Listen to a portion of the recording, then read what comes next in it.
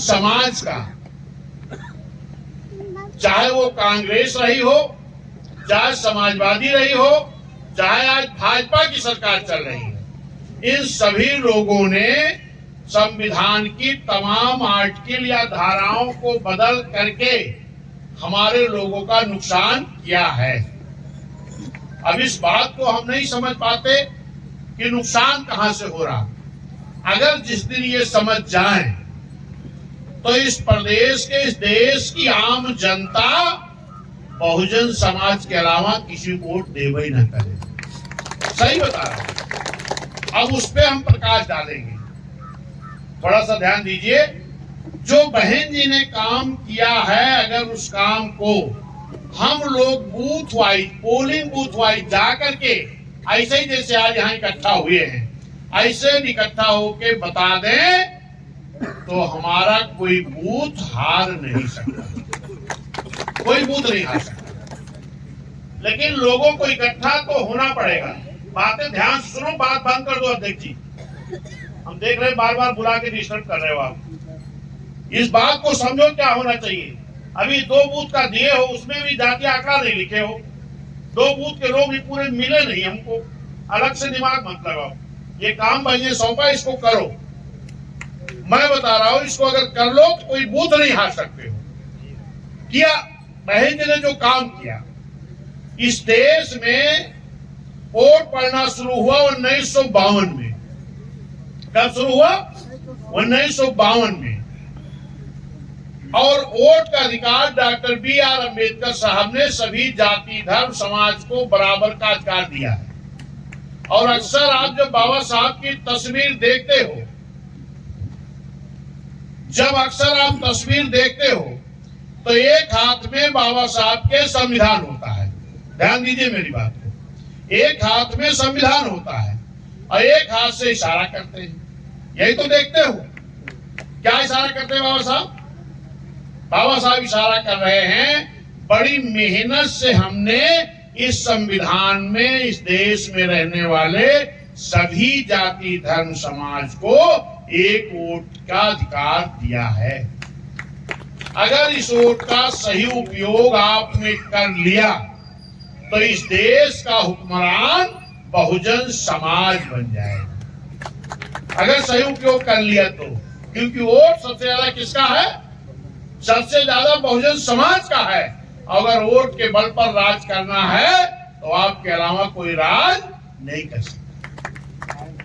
अगर आपने सही वोट का उपयोग कर लिया तो इस देश की कुर्सी आपके हाथ में होगी। यही बाबा साहब ने कहा था कि जब तक इस देश का हुक्मरान बहुजन समाज नहीं बनेगा, तब तक मेरा बनाया हुआ संविधान ईमानदारी से लागू नहीं हो सकता। ये फैक्ट मान लो। लेकिन ये हमारे आपके समझ में बात आनी चाहिए। जैसे 1952 में वोट पड़ना शुरू हुआ और बीएसपी का गठन कब हुआ? 84 में। कितने साल बाद? 32 साल बीत गया था। 32 साल तक पाल समाज, चौरसिया समाज, चौहान समाज, प्रजापति समाज, नाई समाज, विश्वकर्मा समाज, लोहार समाज, तमाम ऐसी पिछड़ी जातियां हैं, राजभर समाज, जिनके एक भी आदमी विधायक, सांसद बनना तो छोड़ो, इनको चुनाव कोई दल लड़ाता तक नहीं था। अगर इनको नेता बनाने का काम कोई दल किया है तो उस पार्टी का नाम बहुजन समाज पार्टी और नेता का नाम मानवर कांसी राम साहब, बहन कुमारी माया। मानवर साहब, बहन जी ने बहुजन समाज पार्टी बनाई क्यों? इसीलिए बनाया जब मानवर कांसी राम साहब, मान्या बहन जी ने देखा कि इस देश में वोट का अधिकार तो सबको है, लेकिन सबको चुनाव लड़के अपने समाज की हित की बात रखने के लिए विधानसभा, लोकसभा नहीं जाने दिया जा रहा, नहीं जाने दिया जा रहा। तब मानवर मसीहा कांसी राम साहब, बहन जी ने बहुजन समाज पार्टी बनाए और एक नारा दिए कि जिसकी जितनी संख्या भारी उसकी उतनी हिस्सेदारी, भागीदारी। तब जाकर के हमारे पालो भैया के ढेर नेता होंगे, राजभर होंगे, चौहान होंगे, प्रजापति होंगे, विश्वकर्मा भी होंगे, हर समाज के, यानी जिसको पहले भागीदारी मिलती थी उसको भी और जिसको कभी नहीं मिलती थी उसको मिली। क्यों? क्योंकि बाबा साहब ने इस देश का संविधान बनाया है। अगर बाबा साहब ने इस देश के अपने बनाए हुए संविधान में किसी भी जाति धर्म समाज को अगर बाबा साहब ने इग्नोर नहीं किया है, तो हम बहुजन समाज के लोग बाबा साहब को मानते हैं, उनके सिद्धांत को मानते हैं, उनके संविधान को मानते हैं, तो हम भी इस देश में रहने वाले किसी भी जाति धर्म समाज के साथ अत्याचार होने नहीं देंगे, किसी का हक छीनने नहीं देंगे। ये बसपा का लक्ष्य है, ये बसपा का लक्ष्य है। बहन जी ने अपनी सरकार में, जब बीएसपी सरकार थी तो खूब नौकरी देने का काम किया, चाहे वो ब्राह्मण समाज हो, क्षत्रिय समाज हो, पिछड़ा समाज हो, मुस्लिम समाज हो, एससी एसटी समाज हो। बहन जी ने सब समाज को नौकरी खूब दी, सरकारी नौकरियां दी। लेकिन उसके बाद बहन जी ने जब देखा तो डीएम साहब से, सभी जिलाधिकारियों से कहा कि जरा जांच कराओ कि हमने तो नौकरी सब समाज को दी, लेकिन जो बाबा साहब के आरक्षण वाली नौकरी है वो कितनी खाली पड़ी है। जब बहन जी ने जांच कराया तो काफी नौकरी खाली थी, क्योंकि जो नौकरी निकलती थी, जगह निकलती थी, फार्म भरा जाता था, लेकिन सारी प्रक्रिया होती थी।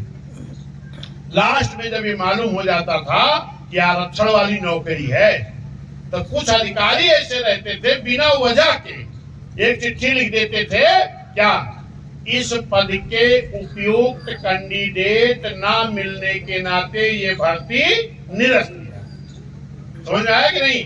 निरस्त कर करके बाबा साहब की दी हुई आरक्षण की नौकरी आज भी कई लाख खाली पड़ी है। किसी ने ध्यान नहीं दिया, लेकिन मान्या बहन जी ने इसकी जांच कराई और जांच करा के बहन जी ने कहा कि मेरी सरकार के बैक में जो लाख की गई नौकरी है, इस नौकरी का हम नाम रखेंगे बैक लाख भर्ती। बहन जी अपने सरकार में, बहन जी ने अपनी सरकार में बैक लाख भर्ती की जगह निकाली थी ना, और खूब भर्ती हो रही थी, खूब भर्ती हो रही थी। और जैसे बहन जी की सरकार खूब भर्ती हुई बैक लाख में, और बैक लाख की भर्ती में किसकी भर्ती हो रही थी? एससी एसटी ओबीसी की। पहले तो बहन जी ने सब समाज को दिया ना, ब्राह्मण क्षत्रिय वैश्य मुस्लिम पिछड़ा एससी एसटी। फिर बाद में बहन जी ने जांच कराया, जांच कराया क्या कि हमारी आरक्षण वाली कितनी नौकरी खाली है। जब उसकी भर्ती शुरू हुई तो किसकी हो रही थी? एससी एसटी ओबीसी की। लेकिन 7 से 12 तक तो बहन जी ने खूब भर्ती किया। अब 12 में सरकार बदल गई। किसकी सरकार आ गई? किसकी आ गई? सपा। कौन मुख्यमंत्री हो गया? ओबीसी का मुख्यमंत्री। और भर्ती किसकी हो रही? ध्यान दीजिएगा, एससी एसटी ओबीसी की। और मुख्यमंत्री कौन हुआ? ओबीसी का। और भर्ती को रोक कौन लगा दिया? ओबीसी के मुख्यमंत्री ने। ओबीसी के मुख्यमंत्री ने बैक लाख की भर्ती रोक दी गई। फिर बहन जी ने एससी एसटी को ठेकेदारी में आरक्षण दिया था। जो आज कहा थी पिछड़ा दलित अल्पसंख्यक के विकास कर, अगर पिछड़ा का विकास चाहते, एससी एसटी विकास चाहते, तो बहन जी जो बैक लाख भर्ती कर रही थी, इसको आगे भरना चाहिए था कि रोक लगाना चाहिए था? भरना चाहिए था, लेकिन रोक लगा दिए कौन? ओबीसी के मुख्यमंत्री। फिर बहन जी ने एससी एसटी को ठेकेदारी में आरक्षण दिया, उसको कौन रोक लगा दिया? समाजवादी ने। फिर बहन जी ने तमाम अधिकारियों को प्रमोट किया था, बाबू से बड़े बाबू, डीवाईएसपी से एसपी, तहसीलदार से एसडीएम, आप लोग जानकारी होगी। और ये सब डिमोशन करके फिर उनको अपमानित किया। इतने नहीं, कांग्रेस सरकार थी, बहन जी बहुजन समाज पार्टी प्रमोशन के आरक्षण का बिल लाई थी लोकसभा में, और यही समाजवादी के नेताओं ने अपने सांसद से उस बिल को भरे सदन में फड़वाने का काम किया। और आज क्या कहेंगे? हम बाबा साहब का मिशन पूरा करेंगे। कुछ बहुजन समाज के भी भगोड़े वहां पहुंच गए हैं, जो अपने भला के चक्कर में कहा थी मानवर कांसीराम साहब, ध्यान दीजिएगा, मानवर कांसीराम साहब के शकल तो माननीय अखिलेश यादव के अंदर दिखाई पड़ती है। वो कौने स्वार्थ में? अपने स्वार्थ में।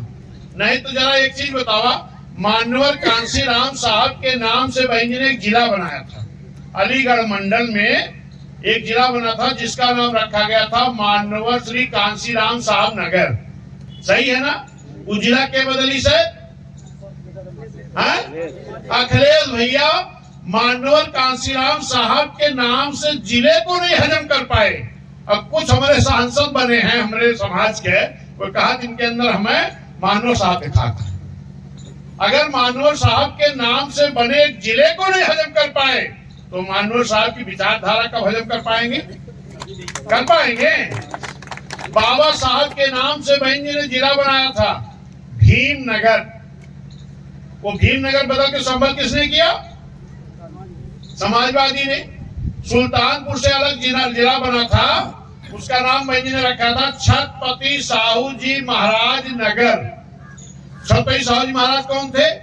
छत्रपति साहू जी महाराज पिछड़े समाज में जन्मे, कुर्मी समाज में जन्मे, आरक्षण के जनक, बहुजन के मसीहा।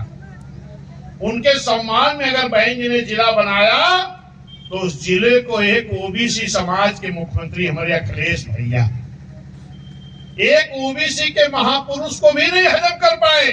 उनके भी जिले का नाम बदल करके उनका भी अपमान करने का काम किया है। आप लखनऊ जाते होंगे, मेडिकल कॉलेज का नाम क्या था?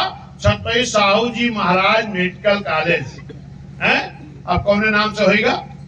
किंग जॉर्ज के है ही, पता ही ना है ना।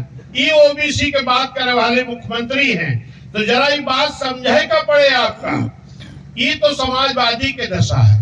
कांग्रेस के आप लोग सब जानत हो, और जो नहीं है भाजपा वाले, ये तो उसे कहा कही है, ये तुहार वोट लिए के चक्कर में भाजपा वाले कही है कि देखा हम तुहार संविधान ना बदलब, हम तुहार आरक्षण ना छीनब, लेकिन जब तुहार सब सरकारी विभाग को ही प्राइवेट हाथ में बेच देंगे, सरकारी विभाग नहीं रहेगा तो आरक्षण कहाँ रहेगा आपका? जरा बताओ। हैं? कहीं है कोई बदलबो न करम और कुल बेचू डालता है।